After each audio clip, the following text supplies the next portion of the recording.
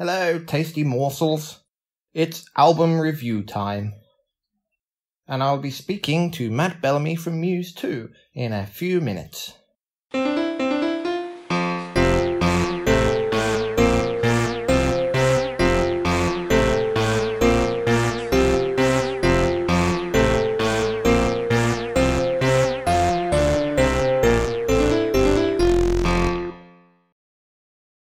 Simulation theory sounds like what would happen if an alien was explained the concept of music and then locked in a studio for a year. Indeed, it kind of feels like a simulation of music, where it's almost music, but something is just not quite right. The music matrix, or some other less dated reference. Perhaps it's the tacky clap sounds. Perhaps it's the cheesy and unnecessarily big backing vocals.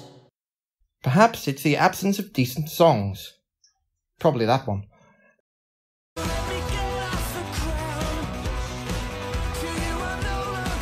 Yes, simulation theory throws everything at you, but little of it ever seems to land. There are bits that sound like Queen if Freddie Mercury had been straight, bits that sound like a white boy Prince, and bits that sound like they accidentally left all the sound files playing at once.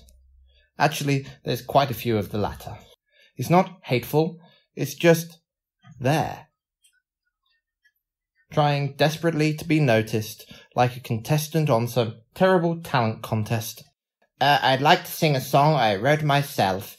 It's about aliens. Oh, God, no! It's not that they aren't trying hard enough. If anything, they're trying way, way, way too hard. It's the kind of album that Brian Wilson would have had a nervous breakdown over. If Brian Wilson had damaged hearing, no sense of subtlety, and had lost his idea of a good tune. But let's ask Matt Bellamy of Muse for his side of the argument. Hi, Matt. The mule was put with several of his cohorts in the center of a mountain. Matt? Hello?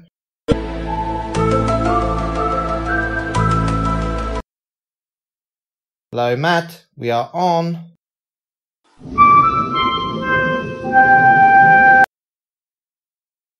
Matt?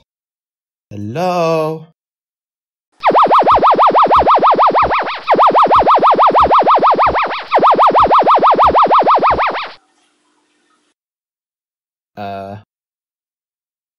Okay, it looks like we've lost him.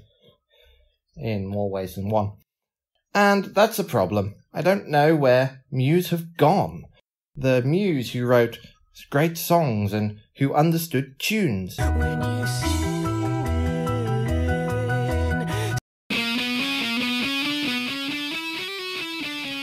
don't know who Muse are anymore, and I don't know what they're for anymore.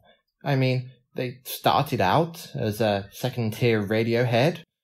They got good, and then they decided to become a second-tier Queen. And now they've devolved into this. Gesticulation theory doesn't feel like music for anyone.